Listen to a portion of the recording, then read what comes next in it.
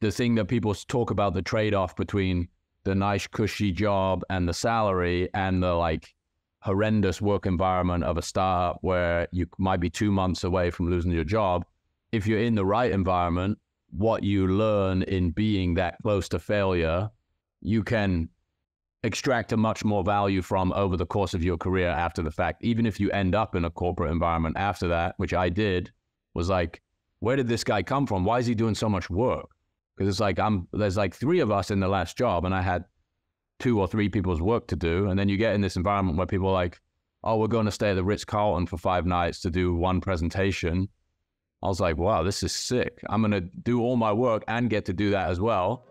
Like anything, man, the experience and the quality of your work comes from being uncomfortable as hell. That's work. Some alpha right here. All right, welcome to another episode of No Investment Advice. We got a gang back together. What's going on, boys? Trung Phan, Jack Butcher, Bilal Zaidi. Good to have you back, Jack. Do you want to talk about where you were, or we just what's going on? I could do a quick one. So I went to LA for 2 days to sign 152 prints for a collection that we talked about, I think, a couple months ago, the Christie's collection that we did, or the collection that we did that 3 pieces sold at Christie's. So 152 pieces, they're all finished on the printer, signed them all, had a little meet and greet there. So a few people that were local in LA that bought prints came down and we had a little, a couple beers, caught up. Little shindig. Nice little thing. Showed people the process in the actual printer itself. So people came along, some people brought their kids. Very cool to meet people I haven't met and get that done. And now they're going to be getting shipped out all over the world. Love boys. it, mate. Smashing it. All right, well, good to have you back anyway. We got an AMA episode this week, so if you want to submit questions like this in the future, make sure you're in the Telegram group, link in the description below. Boys, should we just go straight into it? Any other banter for us, Trung, before we get into it, mate? Banter. No, I know these questions are tight. Let's. Well, right. I will say one thing. A little bit different bevy today. There we go. What the hell is that? I don't. Yeah, Jack's got it. What is that? What is that? Lemonade? Topo Chico, twist of lime, boys. It's a little carbonated water. There we go. This is the Costco size, by the way. So I like Topo Chico too. We're looking at 500 milliliter as opposed to... What's the calorie situation there? 0, brother. Like, 0, mate. Yeah, okay. I know Jack's a fit cat. He's keeping it clean. He's not as fit as when he was calculating every single calorie, and that's probably good for the relationship at home. Doing that meal prep, counting broccoli in that meal prep life. Boys. We're past that. It's actually crazy how shredded you can get when you count. I mean, your life is awful. Your life is awful. Crazy how fast you can get results that way, though. Yeah, fair enough, all right. man. Boys, let's get into it then. Warren asked us a big existential question for us. We don't, just for background, we don't really do catch-ups apart from the pod. Like, we don't have team meetings to chat about, where do we see the pod going? This is our team meeting, if you want to call it that, and the WhatsApp chat. So the question is, what is the ultimate purpose of NIA? I'll throw it over to you guys before I share mine. Jack, that's you, man. I want to hear from Jack. I think you coined it, didn't you, on the first episode, or episode 0? Shit posting verbally. Yeah. Verbal shit posting, exactly. Yeah, I think that's what you said. I don't know. I don't think the direction of it has changed that much. I think we've kind of just responded to what's been going on in the world, what's been interesting to us. For me, it's been a cool shift in focus. A lot of the time, like this midweek or, a couple of days into the week, switches up the brain function a little bit, talk about things that I might otherwise not be talking about, get it on record, have a good time with the lads. That's it for me, really. Yeah, that's a perfect way to put it. What about you, Trung? Anything else to add to that? Yeah, I think our boy WW is asking, is there some bigger picture? There's it never really has been. And I mean, there was a moment, don't get us wrong, we've had chats over the past 2 years, so it's been a bit over 2 years, where we're like, how serious should we take this? And I think, tell me if I'm incorrect, but from the way I see it, it's kind of this. not negative tension, but there's enough tension in that, like, when you start formalizing things, it kind of totally changes the kind of the cadence of it. It's like, listen, Jack's been quite busy this summer doing various shows. It's like, if we had advertisers and we had to deliver, the three of us are like, hey, you know, advertiser A is like, we really love what Jack has to say. It's like, if he's missing half of these episodes over this period, it's like, you know, that's going to create tension. So there's like, whereas this is just so informal and we hop in and out. As everybody knows, Bilal is the rock here. He's been here on every single episode. He's the one. Actually, handheld mic. Hold on a second. Multi-continental. I'm not 100% of the episodes. I gave Bilal a 1 episode breather when we did the iPhone episode. Oh yeah, yeah. Bilal, I gave you 1 breather. Smashed it. I gave you a breather, brother. I appreciate that, man. Yeah. But you know, Bilal is the rock that's been there every episode, and I think, I don't really. We thought about formulating. That's the truth. We've thought about taking on advertisers. We just never really put our arms around it. Like, Bilal has advertisers for Creator Lab. Like, he knows how to do this podcast stuff, right? And like, we've had some people pitch to us, and just like the reality is, once you start formalizing this, it completely changes it. And I think we're at a very happy medium. I'll tell you what makes me happy, and it kind of echoes what Jack said. It's just nice. It's nice to have that midweek curveball to what you're doing. It also, a lot of the news that I read, it kind of goes in one ear and out the other. But now that I know we have to chat about it, you got to spend a little bit more time. And then actually, from a learning perspective, actually helps. And the last thing I'll say, and this is for the listeners, and I appreciate, you know, we would try to respond to as many messages as we get. We might not see all of them, but the ones we do, we try to respond to. It's great just to hear from some of the listeners, man. It's like, and who's listening? I'll get a message. I got a message like a month ago, 2 years in. Somebody's like, oh, I've listened to every episode. Somebody I know quite well. I had no idea this person's listening to NIA. You know what I mean? Yeah. That's quite a funny one, yeah. You know that there's people listening, and I know my relationship with other podcasts that we talked about. When I have a podcast that I love, I look forward to those things. So I'm like, you know, if we can keep doing that for a core set of listeners, that's all that really matters. Maybe it'll get bigger, maybe it won't. Doesn't really matter. It is cool. It is. I was just going to go back to what you said about when you read something or hear something and you think about it a little bit differently, or like Celia will say, oh, did you see this? You should talk about this. Or there's like something that we're talking about at home that becomes something that was pinged to the group and be like, yeah, this is worth cottage cheese trending. I remember that one. Exactly, man. There's a lot of good ones. No, and so the only thing I'd add is, I think obviously with Creator Lab and this, they're both really important to me, just because, as you guys know, all 3 of us really value podcasts, but I love podcasts as much as anyone I know. And so for me, it's just really important for me just to have it, because I think it just feels good doing it. And to me, that's always been the main reason I always do it, is because if you want to get famous, if you want to build a business, whatever, those are all things you can do through podcasting, but they're not necessarily the best way to do it. For me, what I care about is long form discussions, understanding things of nuance, and this gives us a space to do that. And obviously you guys are smart guys. I learned quite a lot just hearing the stuff you guys are sharing in the group chat and discussing. And so I just see it as a place to hang out, share stuff, and obviously when people like it, that's always a really positive thing as well.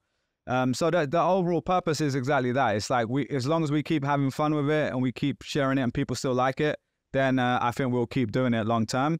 Obviously, like you said, the other stuff is still there. Like maybe in the future that will change. Maybe we'll say, oh, we're at a stage where we want to invest in a different way, or we want to take on advertisers, or we want to make money from it, whatever. But at the moment, that's not really the focus. So the focus is still create good shit, enjoy ourselves, and put good stuff out there. If people like it, then everyone's winning. So yeah, that's how I see it, man. One more thing. So I actually got a number of messages about Ramin last week, and people were like, wow.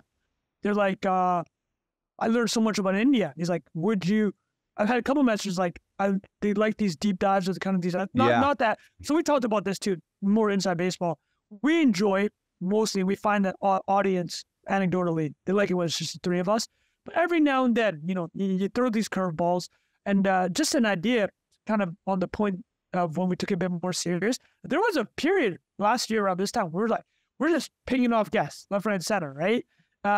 One individual You might remember his name. I believe he's involved in the crypto community. I know we had a couple who might have touched on Node and Sailor. And but the point is, like, we and Bilal's actually brought every time I'll say this, Bilal is like the flag waver for NIA, because I'll be like, hey, XYZ asked if they could come on the pod. But I was like, man, honestly, man, I think people just kind of like it was the three of us. Yeah, I think our discussion on that is we want to make sure the guest is like worthwhile for us and people listening. So it's not that those people aren't incredibly impressive people or whatever. It's just like, I feel like, for example, Ramin has so much to share on India specifically, something I was genuinely curious to learn more about. And that's kind of my filter with Creator Lab as well, is like on Creator Lab, I get pitched people like every week, like, can they come on from publicists, stuff like that. And 90% of them, I read it and I'm like, I'm not even interested in this now, let alone for 2 hours talking to someone. So that's going to come across when you speak to them and record it. So that's just kind of my gut instinct. But sometimes I'm wrong. Like sometimes there's been a few people where I wasn't 100% sure, and then we did it. I was like, oh, wow, that was really interesting. You actually know something funny based on what you said, how you did publicists reached out. Our boy Packy had a really funny tweet a couple weeks ago. I don't know if you guys saw it. He's like, I want to start a podcast, but it's only with guests from the publicists that sent me their pitches. That's funny, you know, man. Some of those pitches are god awful. Yeah, just do them like deadpan. Like that'd be great, like satire. Yeah, that'd be Tell good. me about your morning routine. Yeah. But anyway, all right. So yeah, that was well. It leads us into the second question from Ali. Who's your dream guest on the pod? We did talk about this in the past, but curious if you guys have any new ones since the last time we did this. We obviously already had Sailor, which I think was for all of us one of the top people because of like the running joke of the show. Exactly. Right? It's just like, especially in that time, it was in the crypto hype cycle, right in the thick of it, and we got some gold in that one. So well, here's a great reply in that YouTube video, by the way, which also kicked off a mini war between Vitalik and the Bitcoin community. I forgot about that. Yeah, the reply was, wow, Bitcoin is in such a bad place that he's going on this tiny little podcast. Yeah, that's incredible. Oh my God. That's so good. Yeah, real talk though. Oh man, that is going to be an asset for the ages, that recording, boys. It's great. You guys who is a guest I would love to have? My one, I think we talked about it before, but for me, when we talked about comedians, because we thought that was a cool idea of bringing comedians on talking about business shit, it's Theo Von still for me. He's just, man, the stuff he comes out with is incredible. Hey, just right around the corner, just drive down the street. Yeah, you just got to knock on his window like our boy would be doing. Just knock out the window, hang outside. No, I'm playing, man. Sure, you're going to bump into him at some point. But Theo Von, could you imagine that? I'm sure Bilal likes some Schultz. I'm sure you'd like some Schultz in your life. Schultz will be jokes as well, of course, yeah. But for me, it'd be Rick Rubin, because I've been listening to this podcast, which is it is unbelievable, his podcast. It's like, what's it called again? Because I've heard a couple of people mention it. I don't even know that. It's like Tetra. It's like something with a source of that. It's multi-syllabic, the letter T. It's not even a real word. A couple of things about that podcast I like is, obviously, I don't know how many listeners have actually read his book, or maybe the part of seen him, like, you know, these viral clips of him, like, being a producer, where he's like literally just sleeping on the couch and like hanging out with people, right? Like, just the most refined taste, which is kind of the whole aesthetic of him. And like, you listen to the podcast with all these varied guests, right? So I had John Mayer recently, then he had NHL Chris Chelios, he had Phil Jackson, the a legendary NBA coach, and you're listening and you're seeing how his process is. It's just like you're hanging out and he's just asking people questions and letting them explore their interests, and like you're like, oh, this is how he makes his music. Like, this is literally how he makes his music. Basically, he said he doesn't even play instruments, right? That's kind of his whole thing. That's the most viral clip, right? He's like, no. Yeah. I don't play. I trust my taste. Yeah, I would love to have him on because I have so many questions for him. His book's incredible. Yeah, he's the one. Let's get it going, boys. Jack, you got any more to throw into the mix, mate? I think we got to get Elon on there one day. Yeah, surely. I think that's obviously I'd say Elon and Sailor were obviously the two. You know what I do with the Elon one, because I've heard so many of his interviews, obviously, is a little bit left field, like stuff that he doesn't really cover. because one of his best interviews I've heard on podcasts is with Hardcore History. So he did one, Dan Carlin, about the history of military I haven't technology. heard that. That's it. So people look that up, Hardcore History, Elon Musk. They talk about, wow. I think they also had one of the top engineers from SpaceX on that podcast, 3 of them. So they're literally talking about like military vehicles and airplanes and fighter jets. So, which is insane. So I would do an Elon episode would be, I just want to talk about his favorite movies because I know he fucking loves movies, and I'd love to go down that rabbit hole because that's not super widely covered. But anyways, sorry, Jack. But we can make it happen. No, mate. that's it. That's all I had to say.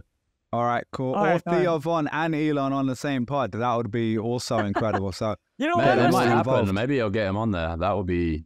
Let's be throw great. Caleb Presley into it while we're at it. Oh my God, the legend. Incredible. All right, let's switch it up a little bit with some business chat. So this was a question about rugged large companies. So top companies have been running the indices. Which one do you think will get rugged, if any? And then in a related question, NVIDIA was not a single company's managed to outrun their PE forever. Thoughts on NVIDIA? I'll just throw that in because they're one of the top companies as well. This is a great question, Ashley. Yeah. And while you're just about to say that, Trung, I'll share a link with you guys for the market cap of the top 10 companies so you can see that while we're speaking. Here, let's do this. Blah, why don't you look up the market cap from the year 2000 of the top 10 companies also?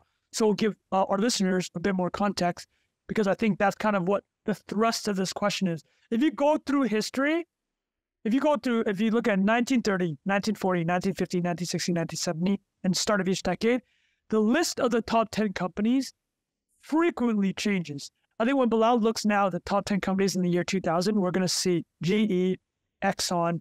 We will see Microsoft. I think AT&T's in there. Probably some more OMG companies. I think now in the world, the top 10 largest companies are, we'll know them. It's going to be Apple, Amazon, Alphabet, Tesla, I'll just read it in order. Apple, Meta. Microsoft, Alphabet, Amazon, NVIDIA, Meta, Berkshire Hathaway, Tesla, Visa. And they didn't Eli include Lilly. Saudi Aramco there. Because I was just doing US, and Saudi Aramco's at number 1 or 2. So if you look at the year 2000 versus now, so oil and gas is actually one of probably the biggest changes. Is like they used to dominate top 10, and even now I think the oil and gas industry produces the most revenue of any industry, which makes sense. But the stock market is future looking, so these companies are quote more valuable because we're signing all this future growth. The question is, can you outrun your PE, right? That's kind of like, which of these top companies may or may not be there in 10 or 20 years? That's an interesting question. I think what makes this era a little bit different is the nature of technology and the nature of why these companies are dominant. So Bilal just pulled up the year 2000. Bilal, want to do that again and just read them off?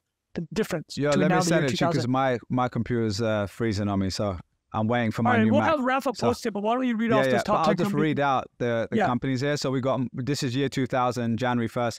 Microsoft, biggest company in the world. Number 2, General Electric. Number 3, NTT Docomo. I don't even know what that is. Japanese telecom company. All right, cool. Number 4, Cisco.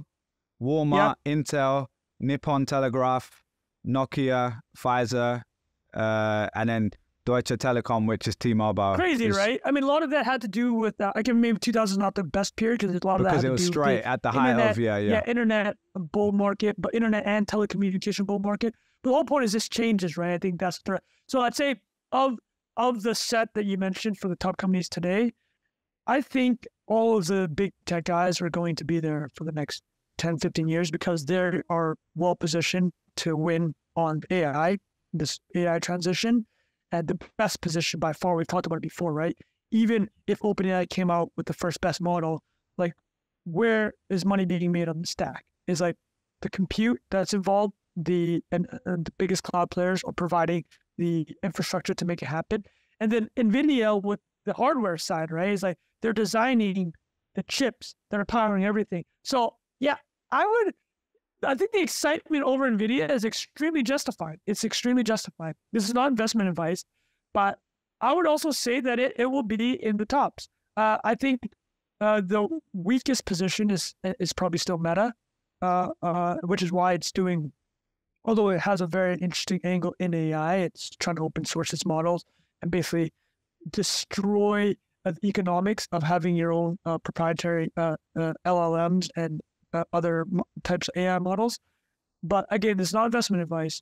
I've always been super bullish on Apple because of the install base on the phones, and whether or not that VR works out is just like the iPhone is just the greatest like consumer product in the history of mankind. And like they just had earnings and their services revenues are going up, which people have been asking for years. I think they're on $100 billion run rate on services, and that's insane, right? That's insane. It's insane. Which is what? What do they do? The app cloud app stuff? Cloud fees and services will include the App Store stuff. Cloud fees, subscriptions, and they're ripped from the app stores. Yeah, makes sense. Which makes That's sense. insane, man. That's insane level. I think those guys are all going to win the AI race ultimately, so they will be very well placed. I mean, Trung, can I just add one piece of context for the NVIDIA stuff specifically? So the PE ratio as of August 2023 is 231. So that, just for comparison, Microsoft is 35. I think the big tech guys are normally between 30 and 40 roughly, like Apple, Google, Meta. I think Tesla has actually come down quite significantly. I think it's 70 or something. I can double check in a second, but it used to be in the hundreds or even thousands at one point, I think. So what do you think about that though? Because that was a question for NVIDIA in particular, because their price to earnings ratio has gone up significantly, whereas traditionally it was at a similar range, like 50 or something like that. Yeah, not investment advice. Yeah. Probably they're gonna have to go in. They're going to have to perform into the current valuation. Like they're already being treated as if they're 10 years into the future, right? So like, will they be able to 10x again is the question, right? That's a $10 trillion company. It's like history suggests probably not. And I think that would be my answer on that front. Tesla is an interesting one because, I mean, even Elon says, right, that the entire thing kind of hinges on automation and self-driving and autonomy. That valuation and the types of ancillary business lines. Having said that, their battery stuff is super interesting. And even though the electric vehicle market is so competitive now, they've built some stuff that are quite, I wouldn't call them straight up moats, but like the charger network, everybody's basically going to have to tap into their charger network now. And there's going to be other revenue opportunities there.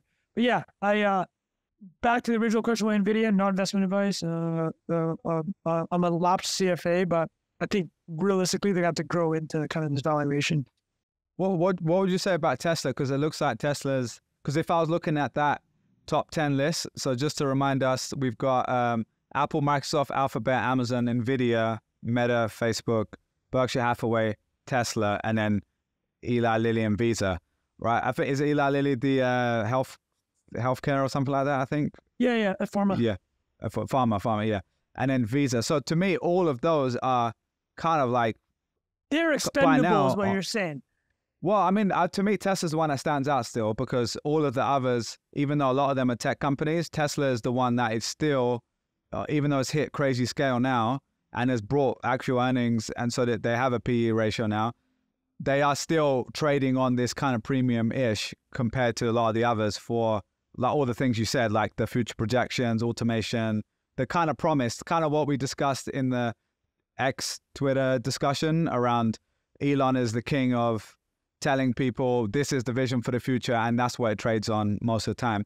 So would you put Tesla in a different bucket to the rest, or do you think that's still just going to the top? I think it's so binary, and he even says it. It's so binary for them to become like this, you know, when he says we'll be worth more than Apple and Saudi Aramco, that hinges on, in his own words, autonomy and self-driving.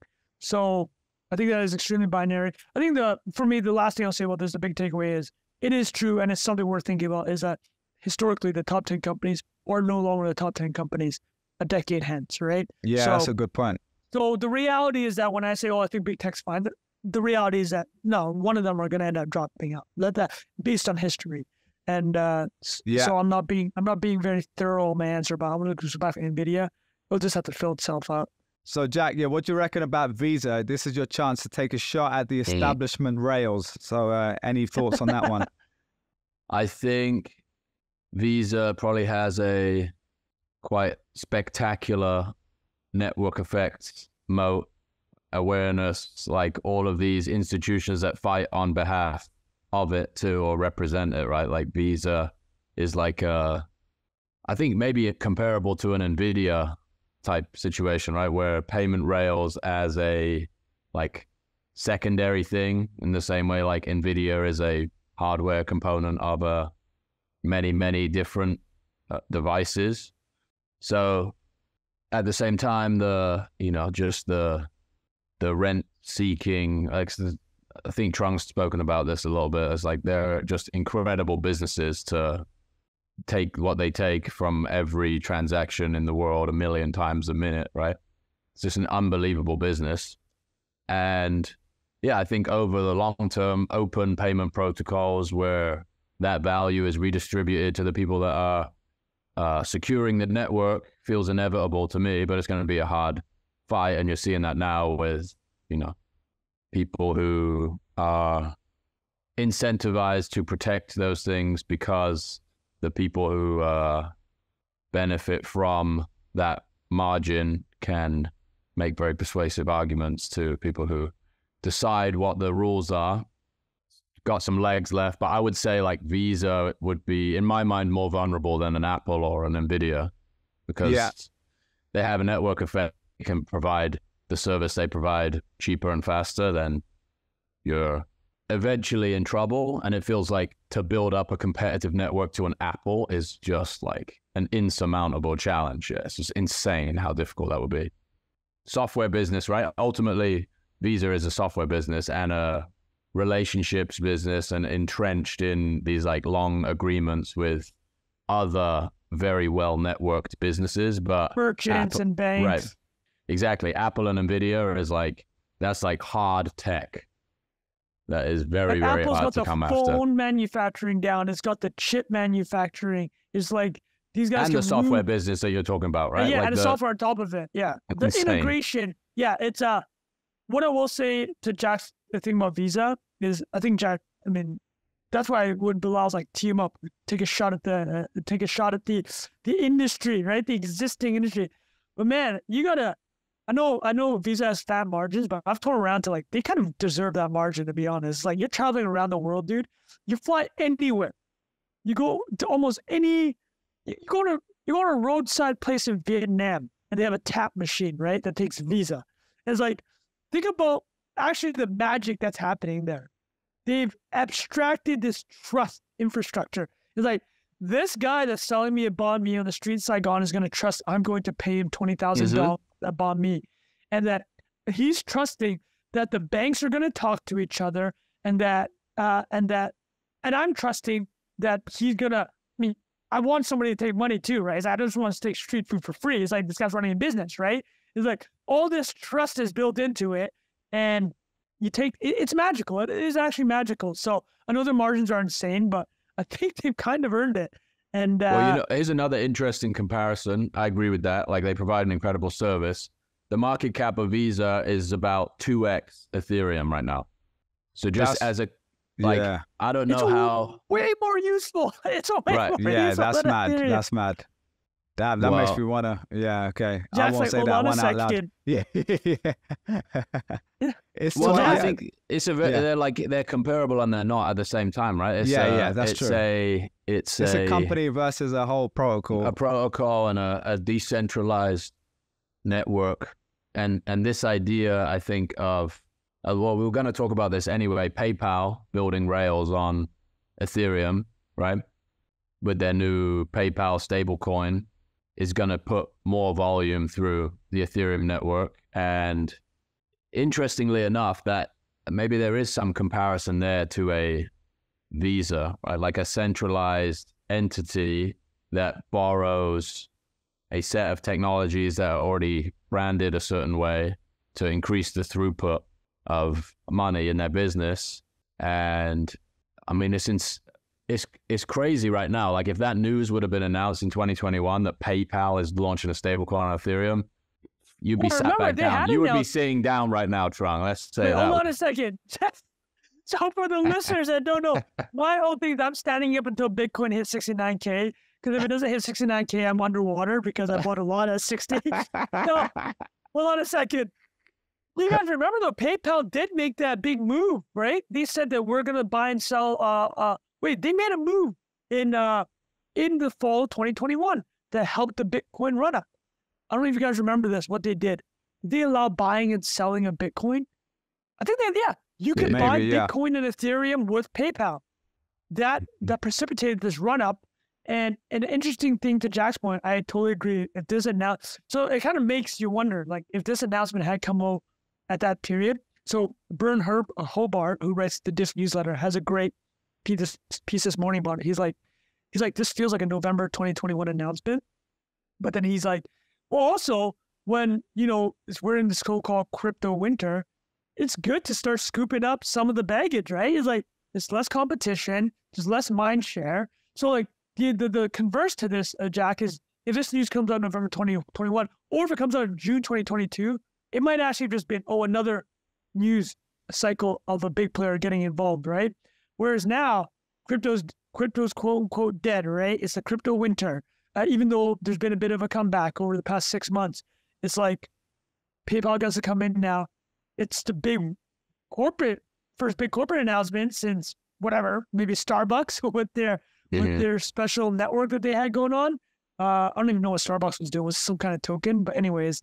The other thing that Bert said that's interesting is like, also, maybe it took 2 years to just actually create a proper stablecoin. It's like, maybe they want that. Yeah, you know what I mean? Like, if you want to do this properly.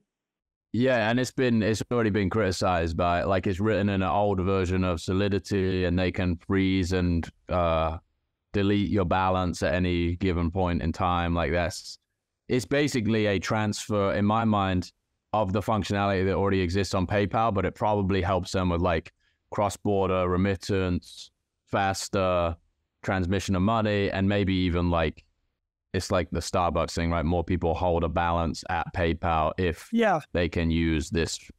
If you can just broaden the number of assets that can be deposited and held in your financial institution, that's probably a good thing. It's low-hanging fruit for them, right? They already have the users that are used to paying, they already do multiple currencies. It's like they're basically adding another currency to their thing. So I guess we've already jumped into this question then. So let me ask both of you, what do you guys think of this move? Is it more of a PR angle, as in like they'll get the rah-rah on it, or will it drive anything meaningful?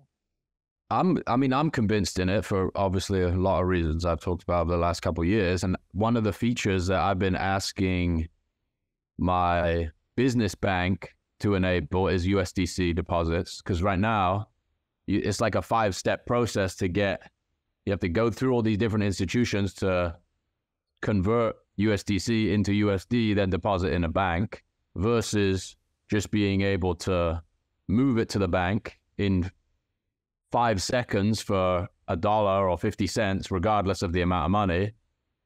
Yeah, it would make accounting easier. There's a ton of things that it offers, like in terms of usability, speed, reliability, all that stuff. So in my mind, no, it feels like a much more, maybe one way to think about it is like if PayPal ran on a ledger, it would massively increase the operational efficiency of the business too, right? They're like consolidating all of these manual records. I have a few friends that work in like fintech, I guess you could call it, and they've each explained to me in different ways how archaic the banking system is, right? Like truly insane that you would not believe the level of like the age of some of the systems that are running and managing massive amounts of money. Like there's a lot of just implied trust. Like I think I'm going to completely butcher this, but the idea of your paycheck being deposited more often than not is like advanced by the financial institution because they have a record of you paying versus the money being there, right? Like all this stuff is like IOU on the basis of credit. And then that gets consolidated at a certain point, all these records, versus 200,000 nodes say this money moved from here to here, there it is, and there it was. It's a very, very different like philosophical thing. And in my mind, that brings up this extra question now of like, well, why would PayPal do that? It's because you're just trying to drive transaction volume, right? That's their priority, I guess. And eBay, 90% of eBay transactions go through PayPal, something like that. Like 30 or 40% of Shopify transactions go through PayPal. I did not know that. It's a lot. I'm based off my own experience with Shopify, I'm guessing that, but it's a good amount. And yeah, I don't know, maybe trying to capture some of the capital that exists on chain right now. You know, it's like a less high friction way to capture some of the velocity of money that's moving around on Ethereum. Maybe that's not a big enough opportunity for them, you know, but there's plenty of money moves around that network every day. It's hard to ignore, I guess, if you're in the online payments business. Yeah. And I'll just say, Pung, that was your question asking about PayPal stablecoin, so we kind of answered it there. I'll just expand the question that we had from Niall Quinn, because we're already talking about it. He said, your updated thoughts basically on the current state of crypto and Web3. So I think we kind of touched on some parts there, but anything else to add there, boys, on like a broader view of where we are in the cycle, how your sentiment has changed towards it, how you're using it and feeling towards it right now? I love Jack's thing. I have zero thing. I barely thought Jack's about working crypto at all. Jack, you're still obviously really heavily involved with the NFT stuff you've been doing. So yeah, curious on your side. I just want this freaking GBTC to be converted into an ETF so I can so you can sit down. The discount on the for I don't even know what the discount is now, but I don't know, but for the trust is I think 50% from the net asset value. Just convert it or close it down, give the money back at par. That's all. That's the only thing I've been thinking about. Because like a sucker, I have large GPTs. Yeah. Jack, what I mean, about you? I have an almost indescribable, visceral belief in this stuff that does not correlate with market sentiment at all. Yeah. Fair. Like I can use it, and I have the same experience. You know, the first time I signed a transaction 3 years ago or however long ago it was to now, where I'm like, yeah, eventually people are going to figure this out. You know, like it just is superior in so many different ways. And you say specifically, sorry, when you say sign a transaction, you're talking about with the NFTs, not just cryptos. I'm talking about, like Ethereum is 99% of my experience and conviction. And like, yes, the principles that were considered when Ethereum was being built, I believe will, you know, create new and great technologies, but principally talking about what I have experience with. And in the last 6 months, I've kind of learned you get a way clearer view on it when it's not purely hype driven, right? When it's not it's like utility driven.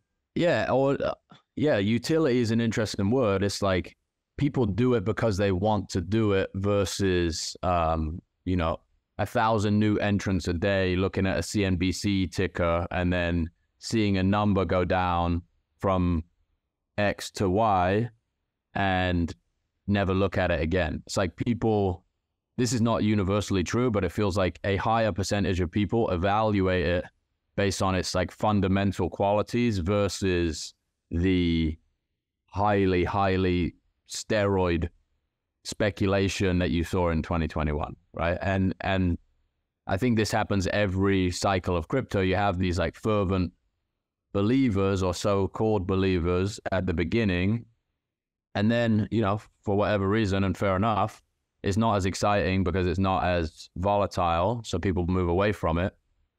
But there's a very small group of people that I think about it an entirely different way, right? Like the same way you want to, the same way you consume anything that is like truly interesting to you and to like play around with it and want to like dig at it without extreme financial incentives.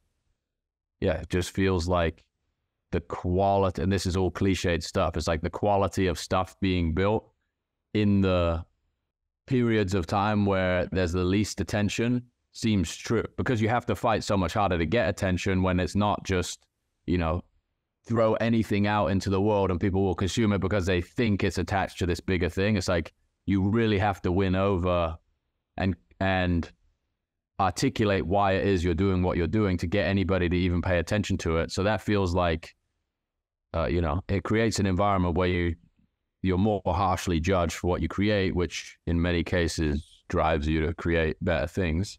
And I feel like I've done the best work of my life in the last 6 months. Whoa, see, people, 100%. This is like life alpha right here. Jack is like, so Jack, you're as bullish as you've been over the past 3 years. For sure, yeah, for sure. And even like, because you can decouple some of the immediate financial returns from the success of things too. Like in the same way that, using the internet 20 years ago, not everybody that used the internet 20 years ago was trying to build an internet business, right? It wasn't like you can't evaluate. Bilal was obviously, the OG, ecom Bilal over here. Bling, bling king. Exactly.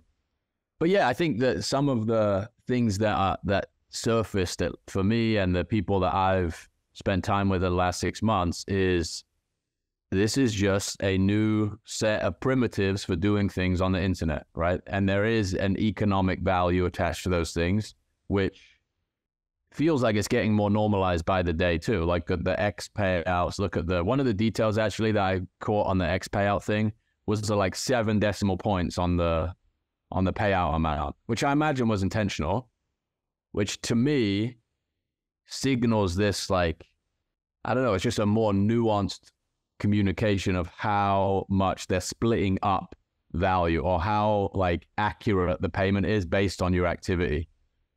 I can't explain it exactly, but that to me feels like a move in this direction where the real-time transmission of value is getting way more normalized, and that's what crypto is, right? Yeah. You know who has a different take on that, but also interesting, is our friend Levels. Well, I actually don't know Peter Levels, but we follow each other. But I know that Bilal has interviewed the man. Danny.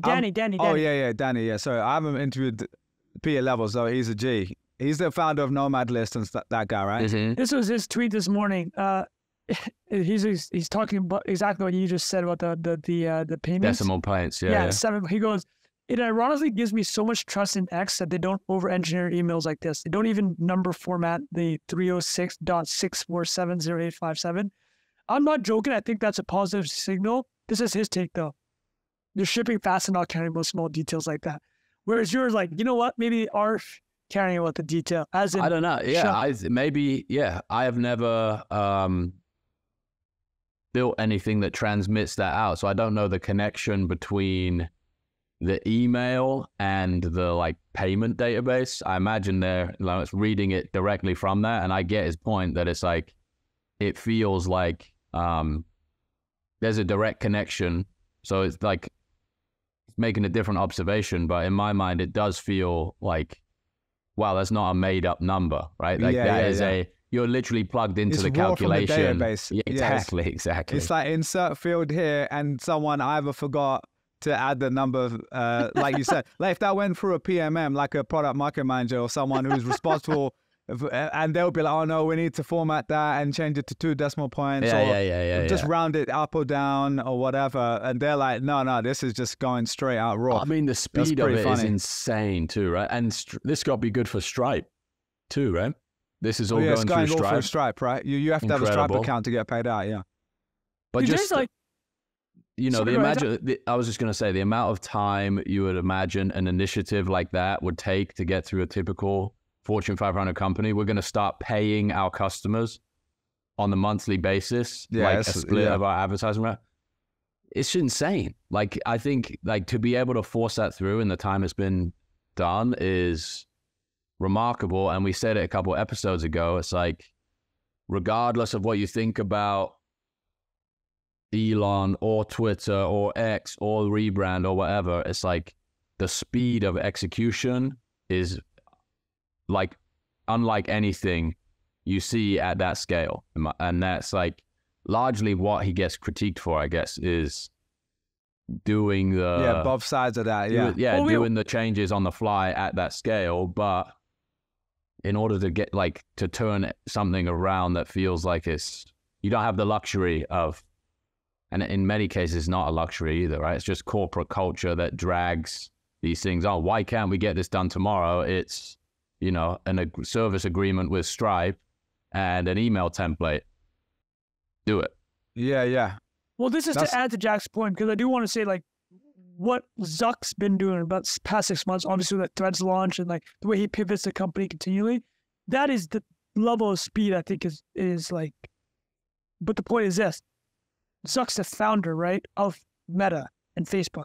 Like, this is why when people say, oh, you need a founder in the seat to make these things happen, or Bellagio talks about the founder energy, is like, I would say that the Threads launch, the pace of it was probably more impressive than, you know, for example, the creator payout. But the point is this, Twitter, Elon is not the founder of Twitter, but he's brought that mentality to Twitter. Well, how do you know how long Threads was under development? They said 6 months. They said. Yeah. So, I mean, well, no, what I'm saying is this, like, Jack, we get community notes on that. Yeah, I'm actually agreeing with your point. Is like the Facebook and Meta is able to do that because they have no doubt, and they're still, like, I would say they're still subject to some of that, like, Fortune 500 entropy. You know? They're a publicly listed company. They still have you're 100% correct. So let me add the next layer to my point, because when Jack starts talking, I got to start integrating everything he's saying because they're all valid points. You're right. It's like the speed. So Elon's brought founder energy to Twitter and an urgency to Twitter. And they can actually do stuff, exactly to your point, that Meta cannot do, because just take creator payout as the number one point. If Instagram and Meta and Facebook Blue and Threads started implementing this, they would get murdered by the stock market, right? They don't literally, right? Yeah. Now that I'm talking to you about, and you guys are explaining it, it's actually a great vector to compete against. Even if the numbers are nominally small, or whatever the payout's been $10 million maybe, and it's a bit, and you have to be part of Twitter Blue to do it, which you're paying just to get this space. So there's this whole thing going on. The PR is fantastic. And we talked about YouTube. They paid out about $20 billion to creators the last year. Like that, yeah. It's like the scale is just totally different. However, if Meta tried this, they tried to pay, their margins would get crushed. And from a business angle, I don't think they can ever do this. I mean, they've had creator funds and stuff like that and incentives, but like a YouTube type split will not happen on Meta, because if it does, it will be a fraction of what YouTube does. But Twitter can actually do this and compete. Well, because Instagram just turned this on, no? On Reels, they just turned on. Oh, they have a rev share. Yeah. That was in the last few weeks, I think. Well, I think there's. Do we know the number? Let's see. I can try looking up while Jack's talking on. Sorry. I was gonna say there's like this Overton window of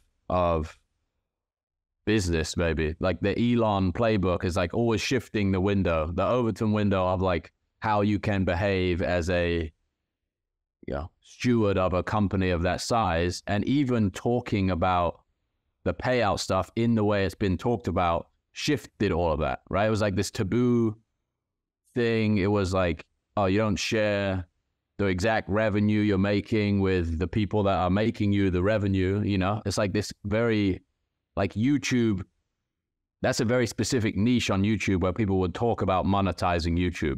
95% of people would never talk about it.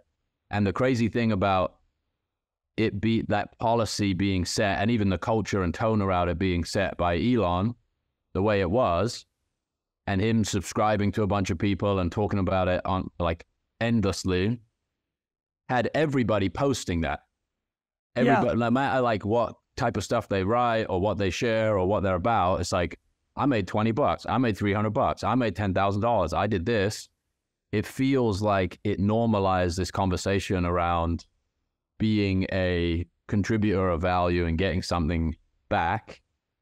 And it's only a very subtle difference from like how Instagram had done subscriptions and things before, but the tone of it, I think it's also this idea of like you own the network. We're trying to make it freer. We're trying to like be as transparent as possible about how we're running this, encourages people to talk about it a certain way rather than like, oh, I have this like secret agreement with this platform, I'm getting paid, and 99% of people are just consuming my stuff. So it's like a change in behavior and culture that I think should bring people over too. One other thing we didn't talk about is they let you hide the blue check now. Have you seen that?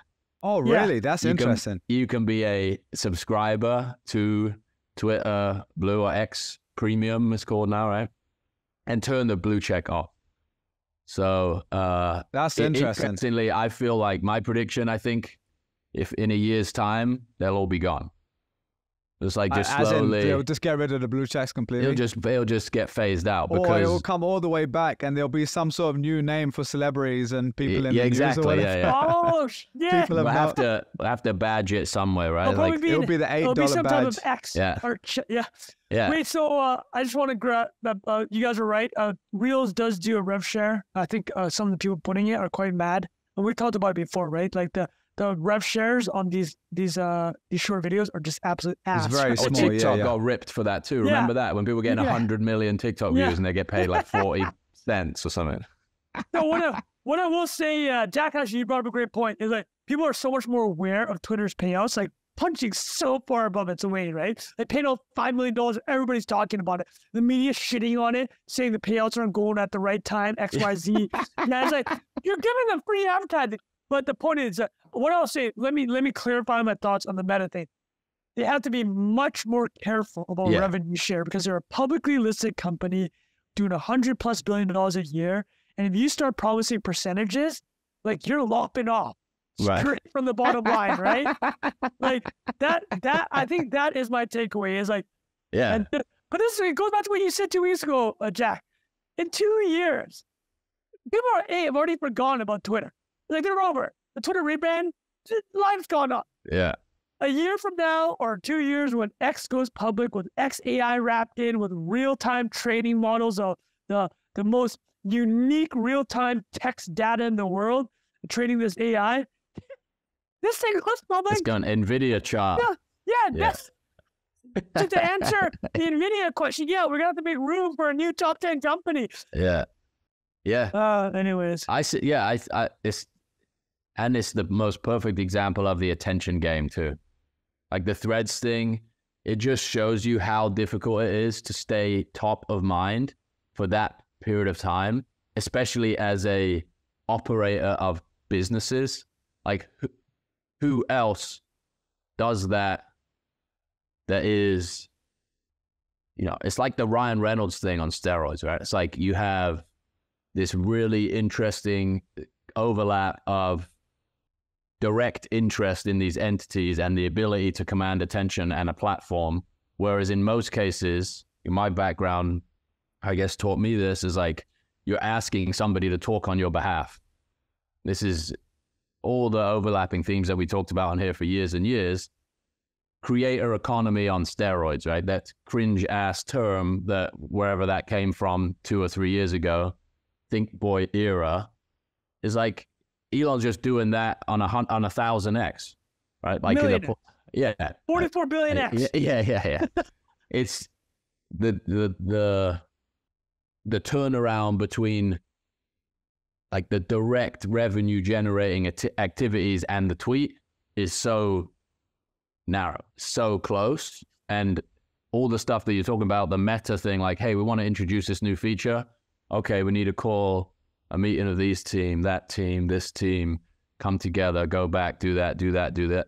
And that, to me, that is the huge advantage, is that what is seen as recklessness is also like pulling these massive like amounts of leverage on this thing that can turn on a dime and is more robust than a lot of people think it is in many ways. Like, oh, it's over. We changed the logo. It's over. No one's coming back. It's like, fucking, you guys are absolutely lost your way. Do you know what's funny? Go on, Trung. No, give your thought because I want to kind of pivot. I was just going to say it's funny because, the original Facebook thing was it move fast and break things or whatever. But like by this stage, that's literally what Elon has been doing in his scale. Though I will say, like you said, Trung, I mean, if it was actually 6 months to do that at scale, like it isn't an easy thing. Like we don't know how long it actually took or whatever.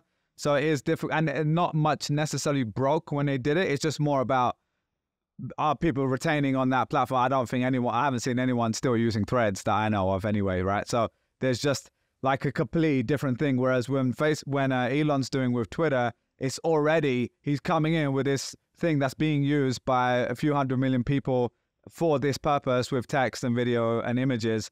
And when he does it, it just feels like when he breaks something, in air quotes, it's just more visible. Do you know what I mean? Because he's changing his mind, and he's like, oh, well, now we're doing the check, and now we're changing it, and then, oh, we're taking it away. And that feels very, to a lot of people, like, what the hell is going on over there?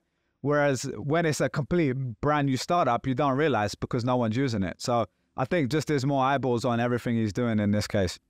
And it's it's like a self-reinforcing loop. Like you break something, but it isn't fatal, the story gets more interesting. Like any plot of any story, right? It's like, oh, we got so close to failing, but now we're back. This barrier has just turned up. We're gonna like hobble our way over it. Something gets broken. It is interesting you said about the fact you're able to take away the blue check now, because I'm seeing outside of the tech circles where people are using it. For people who don't have for people that have a blue check, like people respond like, oh, you're blue, the equivalent of a full kit wanker, which is an English term for someone trying. If you've never heard that phrase, it's like if you're wearing an Arsenal or a football kit and you're wearing the shorts and the socks, like shin pads to score with the shin pads, you're called a full kit wanker. And so to me, that is what people are essentially calling people with blue checks in other circles. That, like, I have another account for football, and anyone who's got a blue check in there, they'll respond, be like, oh, well, you pay for this shit, so I'm not listening to you. You're an idiot, sort of thing. Just carved, right? Yeah, but I'm looking at those accounts. I'm thinking these guys could be making a decent amount of money considering how much engagement they get. But they're not signed up. These crazy Twitter you're saying they're not because a lot of them they don't want the blue check. Yeah, because a lot of them, you needed to have to be verified. How that's going to change, right? Oh, exactly. Yeah. And but I think it's smart that they've given the people the ability to turn it off, because, like, for some of those people, they're like, I don't want that. It's like a negative signal, right? But now you get paid. Exactly, but you get paid. So yeah, it's quite an interesting one. It's going away, boys. It's going away. Like that symbol is gonna get. It's already been like the meaning of it is so muddied, and before it was a little bit that you could game the system and blah blah, but the entry point was still super high. Like you have to pay some PR agency to write stuff about you to get even be a notable person. Do the submission process, right? Here's 3 articles from like Forbes X Bloomberg, or whatever they call it. Yeah. No, you're right. Yeah. And now, it's like it's this really fascinating process of like removing what it used to stand for to the point where now it makes sense. We just yank it from everybody, and this is like the carrot of pay $8 a month to be eligible to earn $9 a month even. Why wouldn't you do it? Yeah, fair. And I don't know. That is the one thing of like the economics of it. Hard to figure out how that works. I would love to see that distribution of people. Like insane. The amount 15 of people million impressions. It's 15 million impressions to qualify, right? Which or 3 months, I think. 5 million a month, which is, I don't know what the typical audience size is for that, but it's probably quite high, no? Probably some of these recent 30,000, 40,000, I would think minimum. Yeah. Let me see what. That's a lot. Wait, Bilal, do we have a question on LK99 actually? Because there's, I think, so interesting. Well, there were a couple. We were going to rattle off a couple more of these kind of businessy industry things before we do personal stuff. But the couple of questions we had were superconductors, negative aspects of AI, and then one question on everything app. Do you want to do everything app since we're just talking about it really quickly? It was the question was from Matt Sayano, Sayano. If Elon is able to build a do-it-all app out of X, then what will he do differently than WeChat to make it better and appeal to Western civilization? We did just do a whole episode on X and rebrand and stuff, but we didn't really cover this part. Do you have any thoughts, Tron, specifically? Because I think you had mentioned. So I'll say a couple of things. I'll listen like this. I'll say the differences with WeChat and the challenges of actually building everything out. I'll say why I read a recent article about, there already kind of is a super app. It's called Apple. I mean, basically, everything app. Yeah. iOS is basically the everything app, right? And the third part is what could be done differently. All right, so the difference with WeChat is this. So we've talked about WeChat in the past. I'm sure most of our listeners know, but for people that don't, it's a super app in China, which basically, what is it, Bilal? Like Airbnb, no, like Uber, Twitter, Substack, Google, Venmo, all these servers into one app. Stockbroking account, probably. Yeah. I don't even know. It's basically a platform in an app. I've never used it, to be honest, but I've heard it obviously from other people. I downloaded it once, like many years ago, never had a purpose to use it, never really used it. But like this idea is popular in Asia for a couple of reasons, right? It's the time that they came up in called the early 2010s. A couple of things going on in China. The internet's not very good in China. So you kind of want, instead of like a bunch of apps that don't work very well, if you could have all these services in one app that works really well, okay, let's just do that, right? Second thing, China banned all foreign competitors, right? It's like, you're not having a banking app in China from the West. You're not having a search engine from the West. Twitter's not in China. Facebook's not in China. So the services that existed and were successful elsewhere, they're not coming to China. Tons of regulatory and like friends with the CCP stuff going on. They want everything centralized, right? Like this is to the benefit of China. They want it centralized. So they have a choke point on the internet. If everybody's using WeChat, the Chinese Communist Party has a simple choke point. So I think all those things are very different than what's happening in the year 2023 with X as everything app. So X as an everything app, well, A, every market that Elon wants to enter is already very saturated. B, people in North America and the West are used to having multiple apps. And C, there is like the element of, the regulatory element. Do you want somebody coming in and doing this, right? Having an everything app. Which brings it to the other problem we talked about, like Jack, iOS. If you use iOS, right, it's basically the everything app. It's like you use iOS, its hook is at the messaging, right? iMessage. You have to have an iPhone to have iMessage. And iMessage is a communication, text communication platform that if you have an Android, you got the green bubbles, everybody roasts you mercilessly, right? So like there's that part of it. Like that's the hook. Like if Elon's hook for X as an everything app is starting with the social network of Twitter or former Twitter, then Apple has the iPhone, iMessage, and then Apple already has Pay. Everything you use in iOS is some functionality. It's funny how that's just like it's like semantics, right? Like they've done it in a more it's the everything app, seemingly separate way, but it's more centralized than anything. Yeah, I will never not use Apple. Like I'll tell you now, I'll never buy an Android phone again. Because if I get a new phone, I want the one click, bring all the stuff that I have my entire life into this new device. That's it, right? Like it's the everything app for me. So that's what I would say is the biggest challenge, actually. I feel bad because I totally forgot who wrote this article, but I read it recently about Apple iOS is already kind of the everything app. That is how I would kind of frame the everything challenge. Having said that, can everything still do everything? Not necessarily do everything for 100 to 300 million people. I think yes. I think that's very much like if that many people are using X, the social network every day, and then you're seeing with the creator stuff, the creator payouts, and if they can rope in, I think the next leg of this move is to properly have newsletters, podcasts, all those other multimedia that can sit in the X home. Then you have this concentration of stuff that, and before we start going to do, like Jack mentioned it 2 weeks ago, it was like, oh, they're going to do a trading app. You called it. You said, news came on yesterday. It's like they're in talks with eToro to do trading on X. I don't know when or if that's going to happen, but Jack mentioned it as part of this everything app vision. I think they need to secure the media, secure that, and then worry about the other stuff. But it's a challenge. It's a huge challenge. Do you know what Tesla does with like the deposit capital? Are they running some they operating off the yield of deposits that they have for Starbucks, cars bank, or anything. Yeah. vibe. I would imagine that I haven't read the fine print, but there must be very clear rules over those deposits. I'd imagine they're probably sticking that money in like a super, super safe asset. Yeah. I don't Like not to buying mention- Bitcoin on their Yeah, exactly. yeah, Doge. yeah. Yeah. T-bills. No,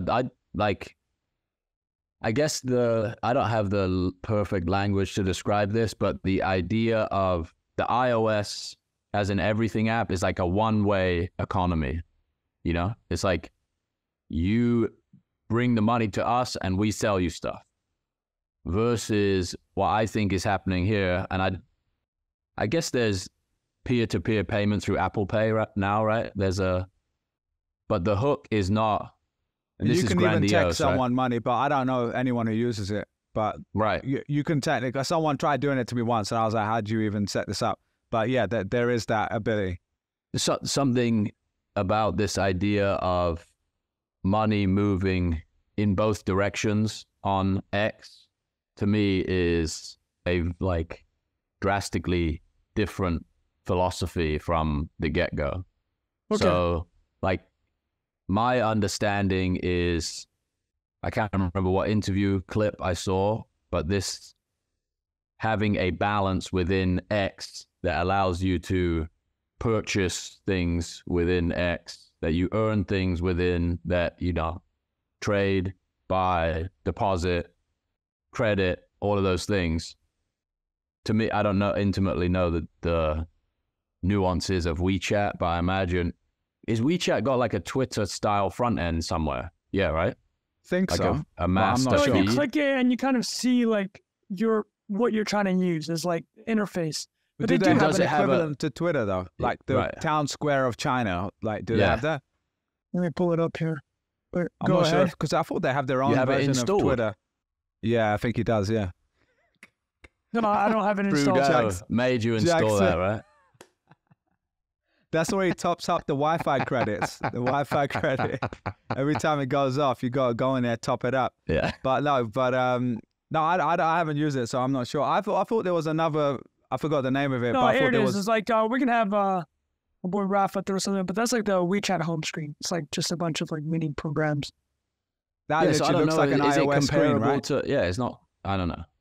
But I It think feels the like only, a different information architecture, different like relationship between platform and user to me. And so maybe somebody can yeah. help me understand the difference What- in the comments here. The only thing I'd say, Trunk, to the comparison to iOS, which I think is a really smart comparison, and that's probably the closest we have to it here.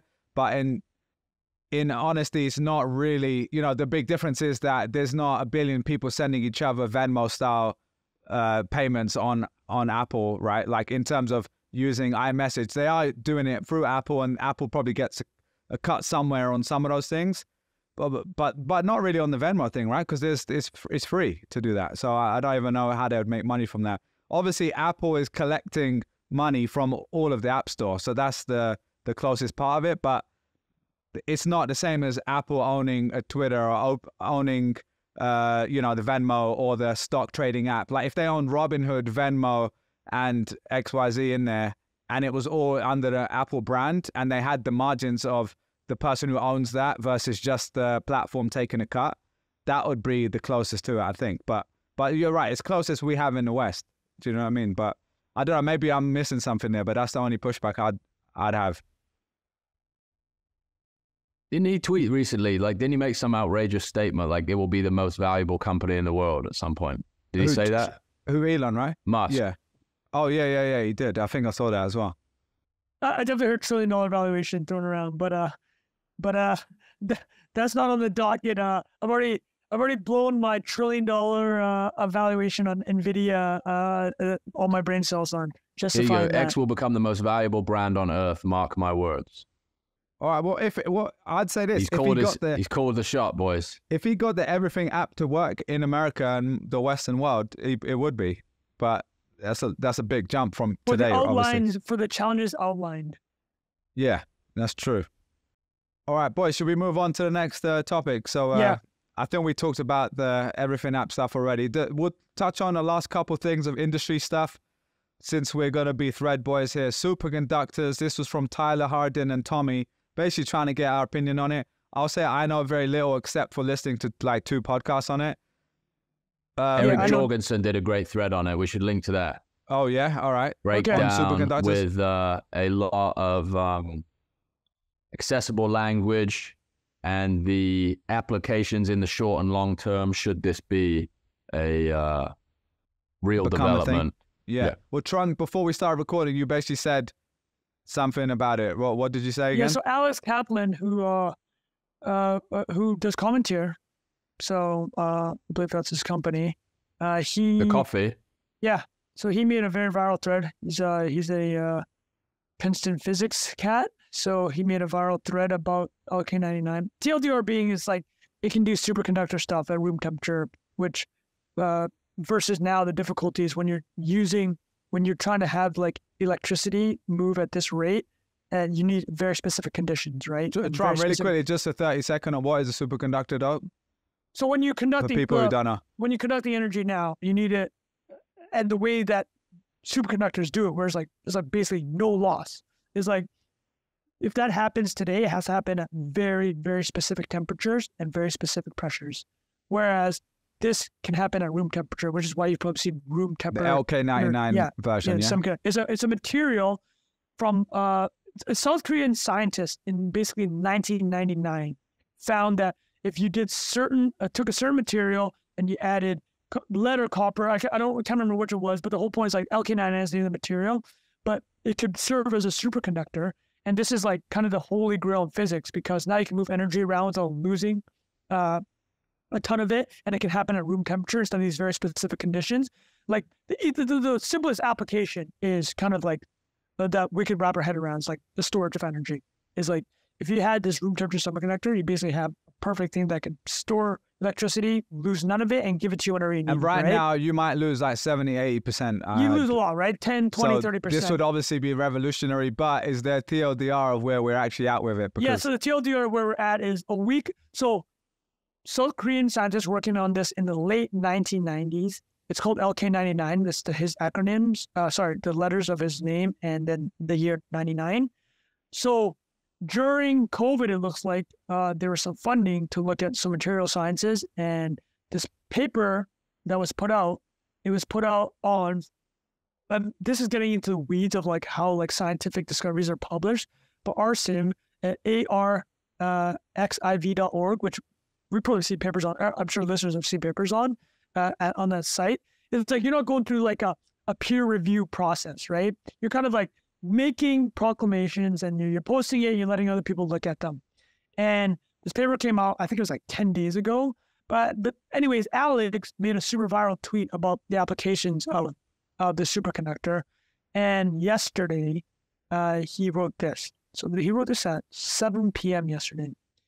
It's as close to official as we'll probably get. LK99 is likely simply a ferromagnetic material, which explains its levitating properties, according to a new research paper from Peking University.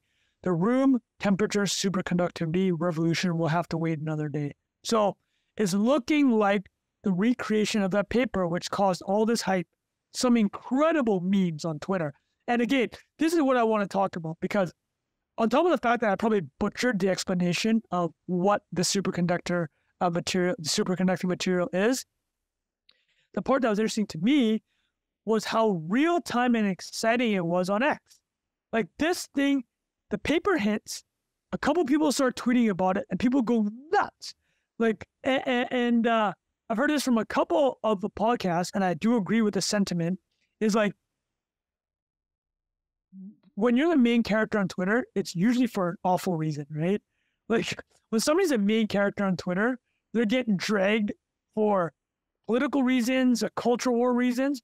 But LK99 was the main character, and it was, everyone just wanted this to be real.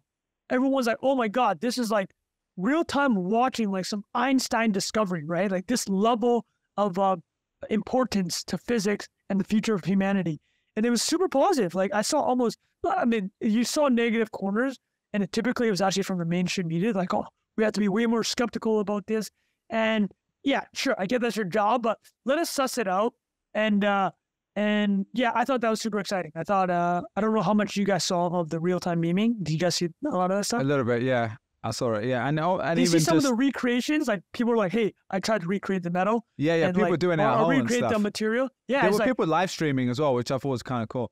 But just to clarify though, again, without me fully understanding it, the conclusion right now is that it hasn't been reproduced. it's not it's not actually a superconductor material. And so it was a cool like hype thing for a week, but nothing's coming out of it at the moment in terms of actually a revolutionary thing. I think which what was the should likely come out of it- scenario Yeah, because it it's was a a total really big game change. changer. Yeah.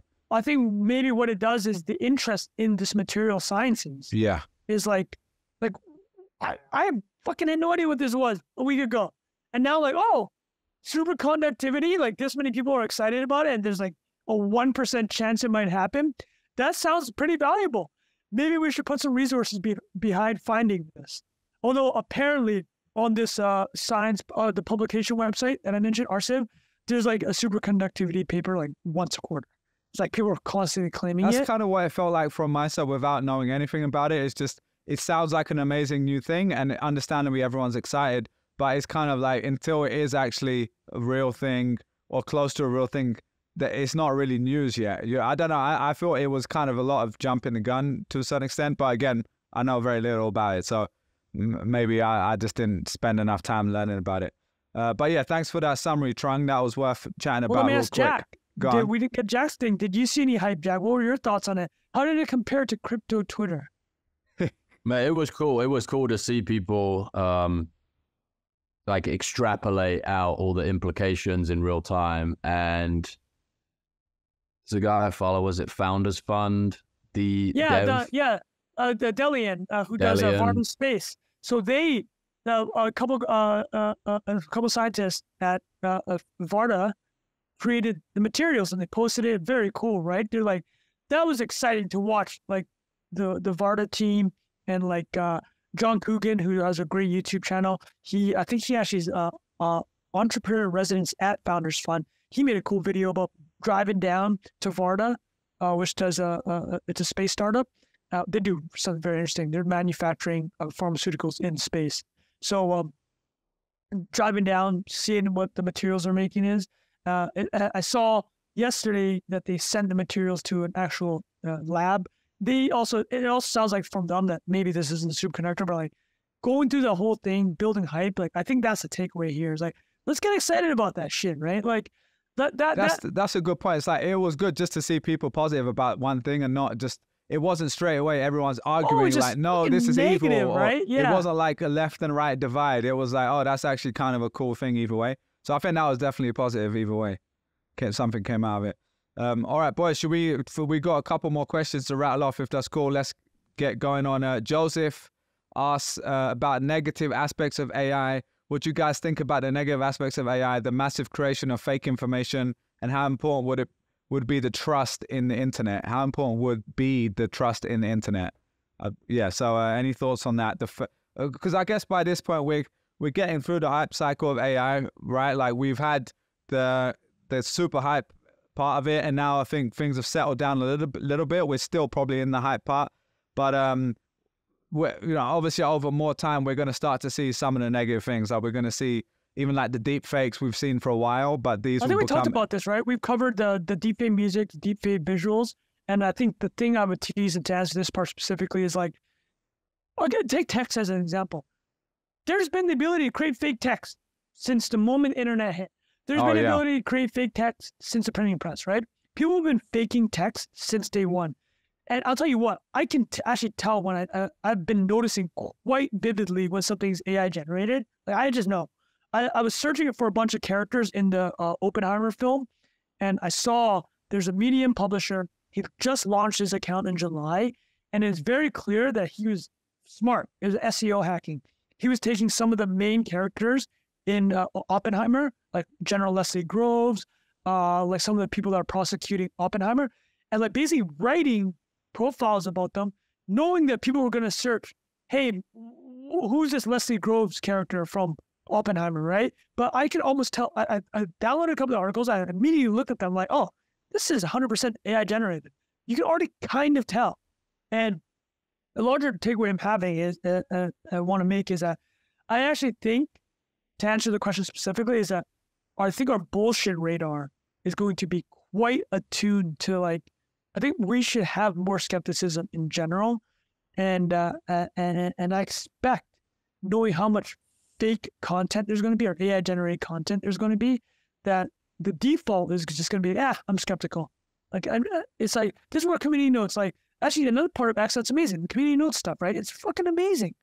And I would say that, yeah, it's coming, but we'll cover this in previous episodes. I suspect the default radar will be, this is BS, which is probably a positive thing. Yeah. Jack, anything else from you, mate? Leave it on that. Very articulately said, Trump. Yeah, I think you summarized that really nice, mate. All right, we can switch it up for a few more questions, some more personal stuff. Let me see if there was anything here. This was from, there's two quick ones for me. Laurie asked, need someone to ask Bilal if 10 minutes of stoppage time is excessive. I don't know if you guys saw this, but this is from the World Cup. Well, you might have seen. Do you remember watching the World Cup? And then there were like 10 minutes added on at the end of games. That started happening in the Premier League because the Premier League starts next week. And the Community Shield happened this weekend. Arsenal won against Man City. And it was 10 minutes. Arsenal scored in the last minute. So that is, I do think that's going to be around for a while now. And the interesting thing, I know this is kind of a joke question, but if anyone who is a football fan, you don't realize that in a 90-minute game, about 55 to 60 minutes are actually in play. So if the average time is actually way lower, you don't actually play the full 90 minutes ever, because people are wasting time, they're kicking the ball out, they're doing stupid stuff. So that's why you're seeing these 10 minutes. So that's the quick answer to that. What are stoppage time best practices? So what makes you happy, and what is, in your opinion, is reasonable? I think they should be, I mean, the two approaches to this would be a stop clock style thing like you have in basketball. Like the ball goes out and you stop the clock and you keep going. And that's on the stream too, right? That's on the stream. Everyone can see it. Yeah. But the problem with that is there's a difference between someone like time wasting in the game. There's a little bit more nuance to it. And you have a shot clock in basketball, right? So you have to shoot by a certain time. In football, you don't have that. So someone could be time wasting in other ways. Let's bring it in, Bilal. Bring it in 20 seconds. You got to shoot every 20 seconds. Can you imagine that?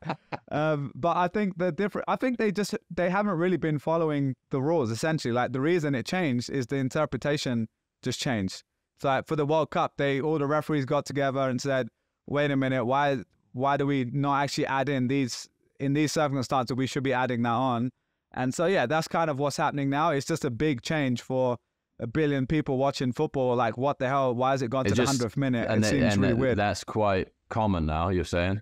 Well, it's going to become common. It probably will, because this was the first game of the season. Or what are examples of things they're counting that they weren't before? Well, like I think when the ball goes out for a goal kick and the goalkeeper's moving the ball from left to right and they're standing there for like 30 seconds. Well, they're running stuff over. Like that. You got the ball, like put it one spot. My leg's gone. Let me start again. Like, and then someone falls over and pretends to be injured.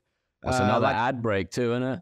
Exactly. Revenue-generating activities. Well, if they start adding ads in a game, that'll be the end of it, man. That'll be bad. But anyway, so that was my quick answer to that joke question. Another question from VM was asking about he said, how's Bilal's diet going? I would rephrase that to more of a Bilal's health focus going, because it's not really a diet necessarily. Well, let me answer this. I saw Bilal. There we go. I've met Bilal twice. I met him in July 2022, oh, yeah, that was a big change. Yeah. And I met him in June 2023. Night and day. Yeah, you must have dropped enough. 30, 40 pounds between. You look great. Thanks, man. You look great, brother. That's my takeaway. Yeah, so the summary is, and appreciate that, Trunk. Yeah, I'll share it because a few people asked. I lost about 40 pounds, which is quite a lot. It's like 20 kgs or something.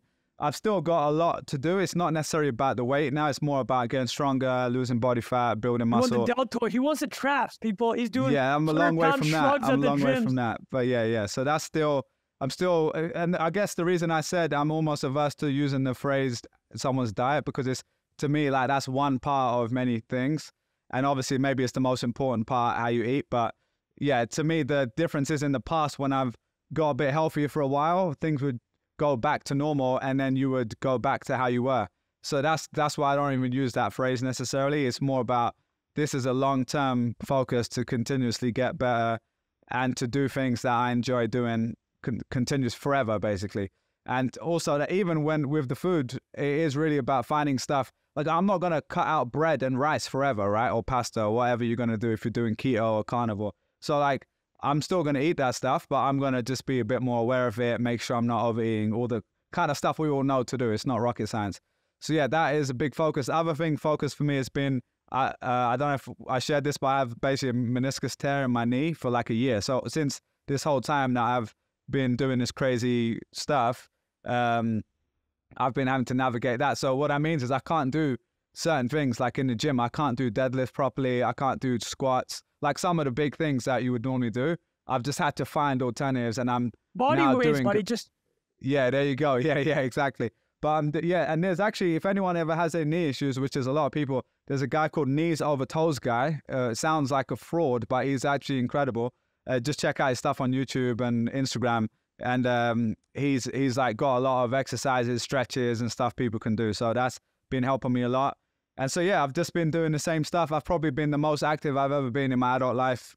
Like every month, I look at my step count, my like time in the gym, the times I go consistently, the times I lift weights, all those things. I track everything pretty much, and it's the best it's ever been. So that's kind of how I measure it right now. And then, yeah, but I've also been kind of stagnant. Like for the last few months, I've been kind of at plateau, but I'm just doing the things that I know are good for me. So that's kind of the focus right now. Yeah, so unless you guys have any specific questions, that's kind of the summary on that side. I'm loving these Bilal specific cues. Good stuff, There we go. Cheers, mate.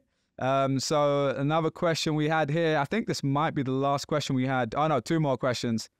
Okay, mentoring from Parin. He said, what kind of mentoring or coaching do you guys get, if any, to help you keep growing and developing as creators and builders? Zero. We've talked about this before, actually. I don't do any. I know some people that benefit quite a bit from it. I think we spoke specifically about masterminds was the phrase. I remember someone asking. I think it's a similar thing. Is like, I to be honest, like I would probably benefit from a coach to have an objective third party, but I like my life the way it is, and I don't want to. I don't want to add that commitment. Trump doesn't like meetings as well. That's a thing to know. I can't be having Trump. that scheduled time. I also don't have a team to manage, but I'd love your guys' thoughts on. Yeah, fair. What about you, Jack? Done it a few times back in the day, 3 or 4 years ago, but I'm in the same boat as Trung now, where I'm like, I've curated a group of peers that hopefully tell me when I'm talking out my ass. That's the key, I think. Yeah. Get friends that, are experienced where you aren't, or a little bit ahead of you, or even, can just look from the outside in and give you an objective opinion on something.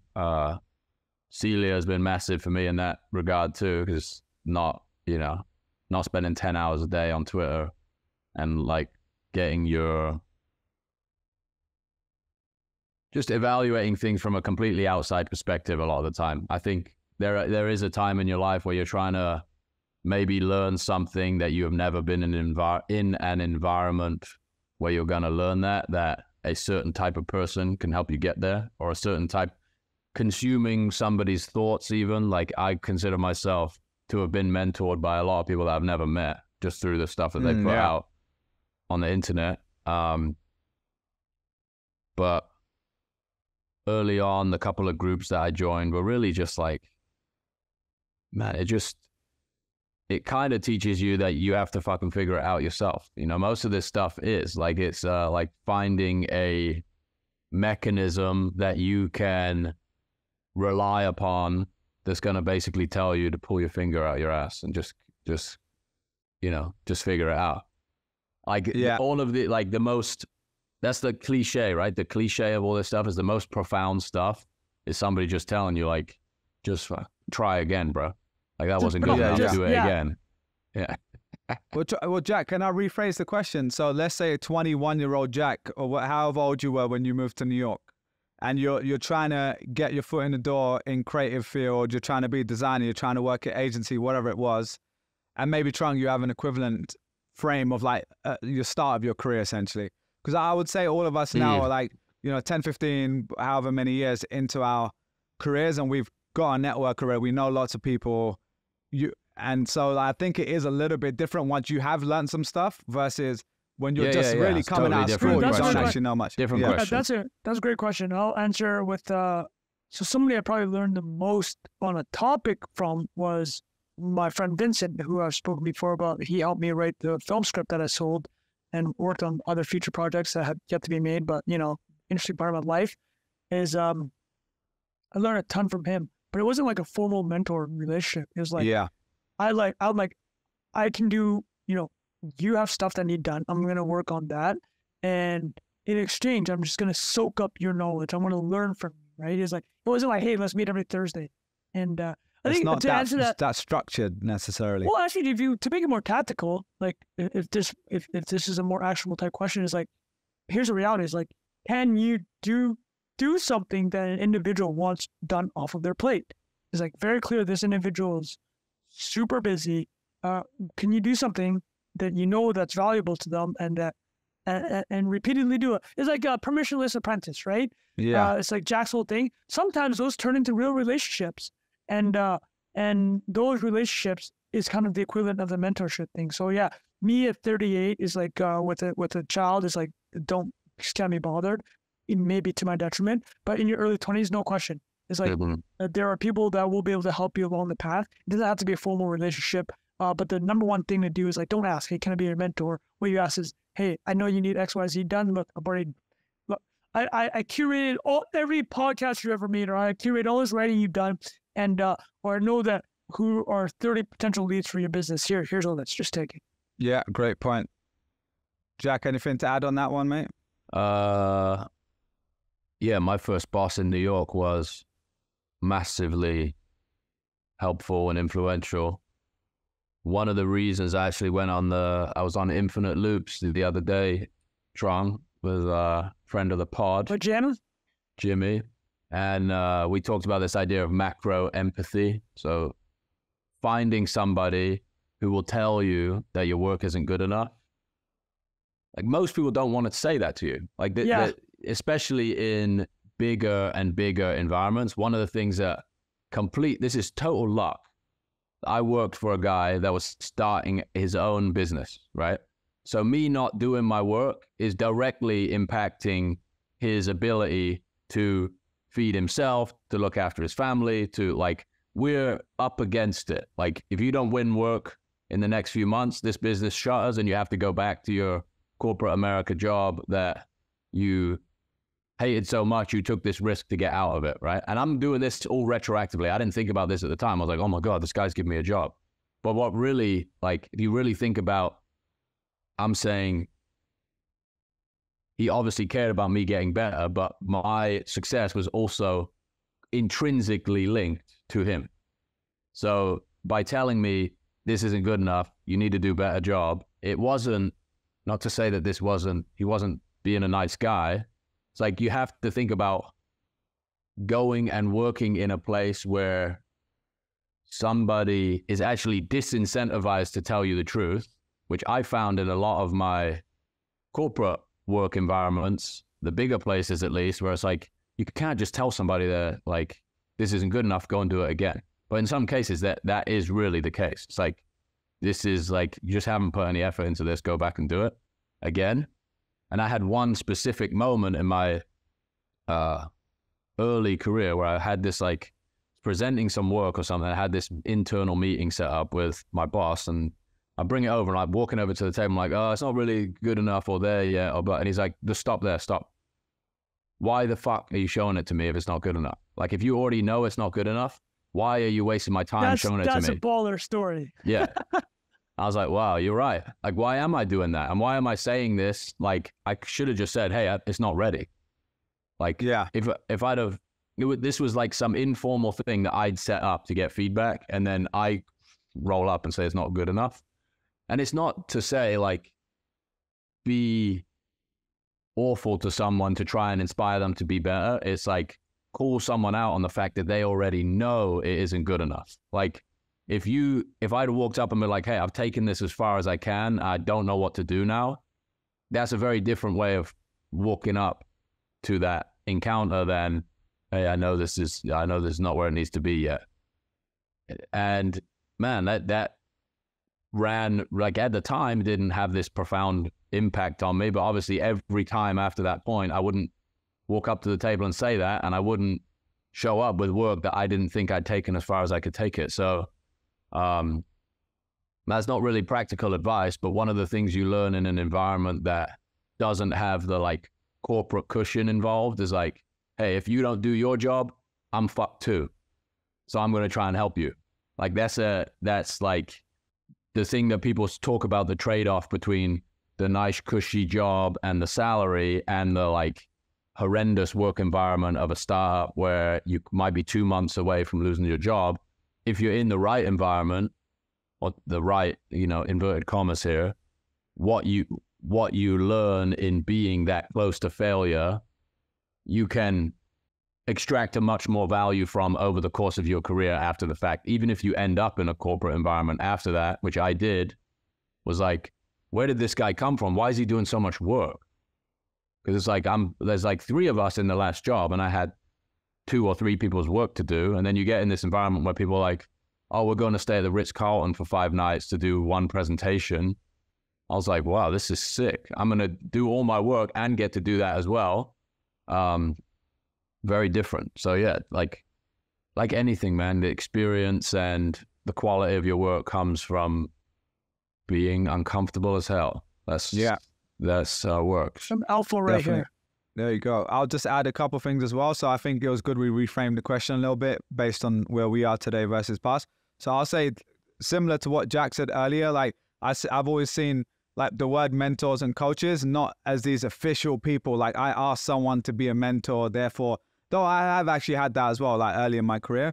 But over time, I realized that was quite limiting. Like there's only a certain number of people who are even open to doing that, because the people who are generally worthy in air quotes or that are actually going to be helpful normally don't have the time to be your official mentor where you're meeting every week or whatever, right? So that's the first thing. There's also 2 types. Like you said, there's the people in real life, in your workplace, in your industry, which I'll come on to in a second. And then there's the virtual ones, like the ones that are in your ears in the podcast, like you're listening to right now, or you're listening to Naval on a podcast and you learn all that shit that help you build visualized value or whatever, the people you read. So that to me is as valuable as anyone, because the things you're trying to learn from a mentor, if you take a step back and say, why do you want a mentor? Like a lot of people want a mentor because it is a structured way of them feeling like they're progressing and they're learning the stuff. Accountability is it for a lot of people. That's a good point as well, yeah.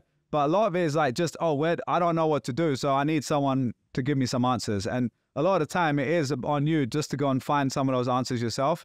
And then, like you said, the accountability is the biggest part. Like someone who's actually there holding you accountable, putting the mirror up to you and saying, yo, this is shit work. Like you can do better than this. Or did you think about it in this way? That's really important. And so if I look back at my career, the people who've been both the best mentors and even coaches, I've had an actual official like paid executive coach in my old job, and that was actually really surprisingly helpful. I'll share a little bit on that in a second. But the best ones were literally just managers, like the leaders of the team. And so there have been plenty of times where most of the leaders in the team were kind of shit. Like I've had plenty of managers I didn't really respect or I didn't like learn that much from. But there were a couple which I look back, like one guy, Tony Nealon, who eventually went to Twitter and now he's like head of like Indeed, like VP, like head of sales or something at Indeed randomly. But he's the best manager I've ever had. And so me joining his team, I'd heard from other people he's like the best leader in the team. And so the reason I joined that was partly for that. It was like, I want to be mentored in air quotes by someone who's 10, 15 years ahead of me, who's 2, 3 job levels above me, and has learned stuff that I can learn from. And just by being in that circle, I'm going to be directly reporting to him. I'm going to learn from that. So to me, like mentors a lot of the time are like the more structured ones are literally in your jobs and stuff like that. And so I would spend a lot of time thinking about who those people are and what you actually want to learn from them.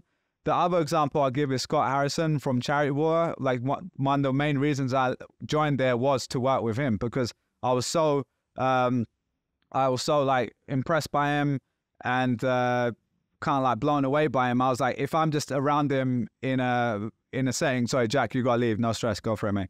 Yeah, thanks for coming on. I'll just finish this last point and we can bounce. But yeah, with him, it was, all right, this guy's done all these things. I could see his kind of like life history and the sort of person he'd become and the work he'd done with charity ball. And I was like, oh, just by me being around this person, I'm going to learn a bunch of shit. But specifically, it was on leadership, leading a team, creative stuff, storytelling, and like pitching, basically, because he was like a master at all of those things. So just by like identifying those people, that is where you can get like actually useful people, because if you just reach out to him and say, hey, can you be my mentor? He gets asked that 1,000 times in a year, right? That's not going to work. So that's where it comes to like standing out, the permissionless apprentice stuff. Like me starting the podcast, doing an interview with him is how I go in front of him, go do a good job, and you can then get in that circle and you can gain the benefits. Another person I'll shout out, Rafa, our editor, right? Who's editing this right now. Rafa got this job by literally posting clips. Like he didn't even ask. He just started. Banger clips. But yeah, banging clips. He took it from YouTube. We already had an editor. He started banging them out and he just DM'd us and said, hey, I'm just going to keep doing this. If they're helpful, post them, maybe shout me out. That'll be great. But I'm just going to keep doing this. And eventually now he's our full-time editor and he does a great job. He's even doing Create Lab for me now as well. So that is a good example of someone finding, like just creating stuff, putting it out there. And hopefully he's going to be able to gain by working with us three. We're in a group chat with him. He can ask us any question. He has a direct access to all three of us now. So that's the only thing I'd say. My assumption is your question was more about as a creator, you said, and as a builder, which is a different story to a job. So that is a bit different. That's where I think you do need to find a peer group, like Jack said earlier. Like I think like if you're starting a company, you want to go find other people starting companies. You're gonna help. You're gonna gain a lot from people like that. So that is pretty much it. Maybe I'll save the coaching part another time, but I will say that was something I wasn't 100% sure about, and I was able to do like 6 sessions through the workplace, and that guy literally changed my life. Like he okay, so it was worth it. Yeah, he was incredible, and it was literally what he did was made me aware of stuff that was nothing to do with work. Actually made me eventually leave the company, which was kind of funny. But a lot of it honestly was personal stuff, and it was like stuff with my relationship with my family. Because what he made me realize was your blocks in your work life normally are personal stuff. A lot of the time, like there are things you haven't dealt with, and you're kind of sitting on. So for me, he held up a mirror to you before your Google interview and helped you put the tie on. With the tie. He's like, take that tie off, son. But anyway, so I will say it is good if you can find someone like that. That is really helpful. But like, you know, you kind of pay, you get what you pay for as well, because that guy I probably couldn't afford him now, or pay him for myself. All right, man, I think that was great. Anything else, Trung, before we No, that was meaty, man. That was great. Appreciate everyone submitting those questions.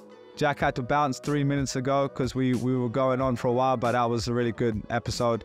Appreciate your help supporting us and spreading the word, and we'll see you guys next week. Cheers.